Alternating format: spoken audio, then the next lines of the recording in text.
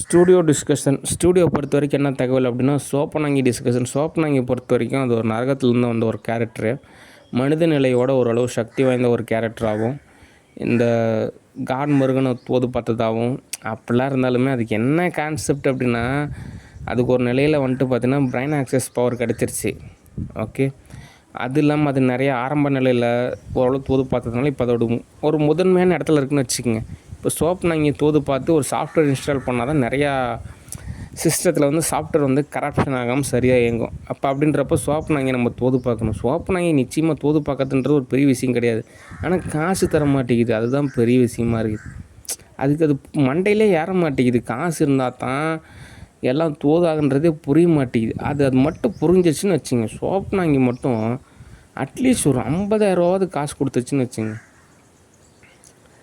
Okay. நான் ஜிம்முக்கு ட்ரெயினருக்கெலாம் காசு கொடுக்குறேன், அதில் ஒரு நிறைய மன உளைச்சல்லாம் ஏற்படுறாங்க. அது நான் என்ன பண்ண முடியும்? ஓகே. ஒவ்வொருத்தரோட பர்சனல் லைஃப்லேயும் நான் போய் இன்வால்வ் ஆக மாட்டேன். ஓகே. அட்லீஸ்ட் சோப்பனாங்கி ஒரு 40,000 கொடுத்தா கூட போதும், ஓரளவு தோது பார்க்கலாம். அது காசு தர மாட்டேங்குதா, அதனால் மூவியில் புக் பண்ணுறது சிரமமாக இருக்குது. அது ஒரு எம்எஸ்சி மூவியில் தோது பார்க்கணும், ஒரு 5 மூவிஸாவது புக் பண்ணணும். அப்போ தான் அதுக்கு ஒரு மண்டை தெளிவு ஏற்படும். ஓகே. அடுத்து ஸ்டூடியோ பொறுத்த வரைக்கும் இனிமேல் நிறையா வேலை இருக்குது. இப்போ நம்ம ஆல்ரெடி செஞ்ச வேலையோட கிட்டத்தட்ட ஒரு 3 மடங்கு வேலையை தோது பார்க்கணும். ஓகே. இன்னும் பல மடங்கு நம்ம அதிகமான ஒரு உழைப்பு வழங்க வேண்டிய ஒரு சூழ்நிலை இருக்குது. ஓகே.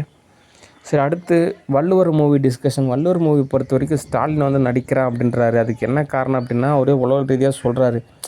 அதாவது எங்கள் அப்பா என்னை மதிக்கலை, ஏதோ வந்துட்டு நான் வாழ்ந்தேன் சூழ்நிலை காரணமாக. இப்போ எனக்கு அதுக்கு மேலே ஆட்சி நிர்வாகமும் எனக்கு தோதாகலை. ஒரே ஒரு மூவி மட்டும் நடிச்சிட்டேன் அப்படின்னா, இன்கேஸ் என் பேர குழந்தைங்க யாராவது வந்தாங்கன்னா, இந்த மாதிரி உங்கள் தாத்தா ஒருத்தர் இருந்தார், ஒரு படம் நடித்தார், அவர் தாங்க அப்படின்ற மாதிரி நான் சொன்னால் எனக்கு அதுவே எனக்கு மன நிம்மதி. மெரினாவில் எனக்கு இடம் கிடைக்கலாம் கூட பரவாயில்ல, ஏதோ தோட்டத்தில் மட்டும் எனக்கு இடம் கிடைச்சா போதும் அப்படின்ற மாதிரி அவர் தகவல் சொல்கிறாரு. ஓகே. அவருக்கு ஒரு ஆர்வம் வந்து உத்வேகத்தில் நான் வள்ளுவர் மூவியில் ஒரு ஷார்ட்ஸ் வரும், கிளைமேக்ஸுக்கு மேலே வந்துட்டு யூஎஸ்ஏ போகிற மாதிரி. அதனால் ஒரு யூஎஸ்ஏ தோது பார்க்கலான்னு சொல்லிட்டு ஒரு இறை ஏற்பட்டுருச்சு. அதனால் அதுக்கு என்ன தீர்வு அப்படின்னா, யூஎஸ்ஏக்கு பதில் சிங்கப்பூர், மலேசியா. ஏன்னா நம்ம எடுக்கக்கூடிய பட்ஜெட் வந்து பார்த்திங்கன்னா லோ பட்ஜெட் படம் தான் அது. அதனால் யூஎஸ்ஏ போக வேண்டாம், நீங்கள் வந்துட்டு சிங்கப்பூர் போகலாம். ஓகே. அப்படியே கொஞ்சம் மலேசியா, அவ்வளோதான். யூஎஸ்ஏ அந்த வள்ளுவர் மூவி ஷார்ட்ஸ்லேருந்து நம்ம எடுத்துடலாம். ஓகே. அதனால் ஸ்டாலின் அவர்களே, நீங்கள் இனிமேல் சிங்கப்பூரும் மலேசியாவும் தோது பாருங்கள், யூஎஸ்ஏ விட்டுருங்க. ஓகே. சரி, அடுத்த தகவல். அடுத்து ஸ்டூடியோ பொறுத்த வரைக்கும் என்ன தகவல் அப்படின்னா, சிறுதுளி பெருவெள்ளம் அப்படின்னு சொல்லுவாங்க. அது இன்னொரு கதை ஒன்று இருக்குது. சைனீஸ் பேம்போ ட்ரீ மாதிரி ஒரு மூங்கில் மரம் இருக்கும். அது 5 வருஷத்துக்கு நம்ம பராமரிக்கணும், பாதுகாக்கணும். 5 வருஷத்துக்கு அப்புறம் தான் அது பலன் தரும். அந்த மாதிரி தான் ஸ்டூடியோவுமே. ஓகே. பலன் தரும், ஆனால் அது வரைக்கும் நம்ம பொறுமையாக உழைக்கணும்.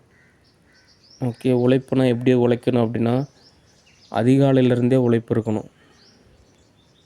ஓகே. நிறைய எடிட் ஒர்க் இருக்கும், அப்போனா தான் தோதாகும்.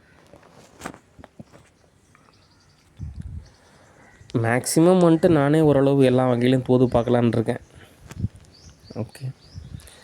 அதுக்கப்புறம் ஒரு சில வருஷத்துக்கு அப்புறம் டைரக்டர்ஸ் எல்லாம் நீங்கள் ஓரளவு தோது பார்த்துக்கலாம். ஓகே. அப்போனா தான் என்னுடைய பதத்துக்கு தோதாகும்.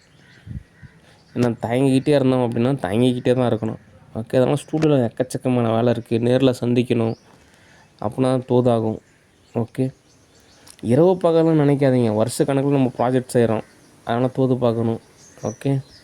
சரி, அடுத்து கம்பெனி டிஸ்கஷன். கம்பெனியை பொறுத்த வரைக்கும் என்ன தகவல் அப்படின்னா, எல்லா கம்பெனியுமே வருஷத்துக்கு ஒன்ஸ் ஒரு டைம் வந்துட்டு எவ்வளோ அக்கௌண்ட்ஸு, எவ்வளோ டர்ன் ஓவரு, எவ்வளோ ப்ராஃபிட்டு, அவ்வளோதான் வேலை. ஓகே. அது எவ்வளோ பெரிய ஐடி கம்பெனியாக இருந்தாலும் அதுதான் status. Okay. Investor category. Okay. அடுத்து யதார்த்த நிலையை பொறுத்த வரைக்கும் 1 மணி நேரத்துக்கு எவ்வளோன்னு சொல்லிட்டு சம்பாதிக்கிறவங்க எவ்வளோ பேர் இருக்காங்க. ஓகே. எவ்வளோ பணம் கிடைச்சாலுமே அதை வந்து எர்த்தில் பயன்படுத்துகிற மாதிரியான ஒரு சூழ்நிலை தான் அமையும். ஓகே. அதனால் அகநிலையில் பயணிக்கணும். அப்போனா தான் நிறையா வகையில் தோதாகும். ஓகே. சரி, அடுத்து யூஎஸ்ஏ டிஸ்கஷன். யூஎஸ்ஏ பொறுத்த வரைக்கும் சில ரூல்ஸ் அண்ட் ரெகுலேஷன்லாம் இருக்குது. அதை நம்ம ஃபாலோ பண்ண வேண்டிய ஒரு விஷயம் இருக்குது. ஏதாவது ஒரு விண்கல் வந்துச்சு அப்படின்னா அதை வந்து அகற்றுறதுக்கு எப்பயுமே வந்துட்டு ஒரு மிஷினில் ரெடியாக வச்சுருங்க. ஓகே. அடுத்து இன்கேஸ் இடத்துல ஏதாவது சேதம் ஏற்பட்டுச்சுன்னா ஆல்டர்னேட்டிவ் பிளானட்டை கண்டுபிடிங்க. ஆல்டர்னேட்டிவாக ஏதாவது ஒரு வாட்டர் இருக்கா, ஓஷன் படலம் இருக்கா, அங்கே போய் ஸ்டே பண்ணுற தோதாக இருக்குமான்னு சொல்லிட்டு இப்போவே நிறையா எல்லாத்துக்குமே ஆல்டர்னேட்டிவ் கண்டுபிடிங்க. இடத்துக்கு ஆல்டர்னேட்டிவ் கண்டுபிடிங்க. இந்த மாதிரி ஒரு 1000 விஷயத்துக்கு ஆல்டர்னேட்டிவ் கண்டுபிடிங்க. 1000 10,000 அப்படின்ற மாதிரி நாசா ஒர்க் பண்ணுங்கள். டெபாசிட் ரெசிப்டாக கொடுத்த காசில் தோது பாருங்கள். இப்போ பிளாஸ்டிக் ஆல்டர்னேட்டிவ் என்ன, ஒருவேளை எர்த்தில் வந்து வாட்டர் இல்லை அப்படின்னா வேறு ஒரு பிளானட்டில் வாட்டருக்கு நம்ம எப்படி ஆல்டர்னேட்டிவ் என்ன தோது பார்க்குறது. இங்கே ஒரு வேளை நியூக்ளியர் வெப்பனை பயன்படுத்தி இங்கே எங்கேயுமே வாழ முடியல, மனுஷங்க வந்து எர்த்துலேயே வாழ முடியல அப்படின்னா எப்படி ஸ்பேஸில் போய் வாழ்கிறது, அதுக்கு என்ன ஆல்டர்னேட்டிவாக இருக்குது. இப்படி எல்லாத்தையுமே இப்போயே இருந்தே நீங்கள் ஓரளவு தோது பார்த்தா தான் தோதாகும். ஏன்னா எப்போ என்ன நடக்குதுன்னே தெரியல. ஏன்னா பொருட்கள் வந்து ஓப்பன் பண்ணிட்டாங்க. அது எல்லாரோட பதத்துக்கு அப்படி ஆனதுனால எப்போ என்ன நடக்குன்னே சொல்ல முடியாது. அதனால் அதுக்கு தகுந்த மாதிரி நம்ம எல்லா வகையிலும் ஆல்டர்னேட்டிவாக இருக்கணும். ஓகே. அடுத்து யூஎஸ்ஏ அப்படின்ற ஒரு பதத்துக்கு நம்ம நிறையா உழைக்கணும். அப்போ தான் கேஷ் கிடைக்கும், அப்போனா தோதாகும். ஓகே.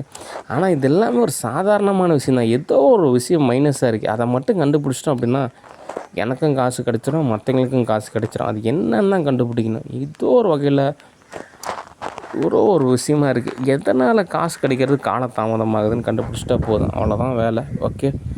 சரி, கவர்மெண்ட்டை பொறுத்த வரைக்கும் பொறுமையாக அப்படியே தோது பார்த்தோம் அப்படின்னா நிறைய வகையில் தோதாகும். ஓகே.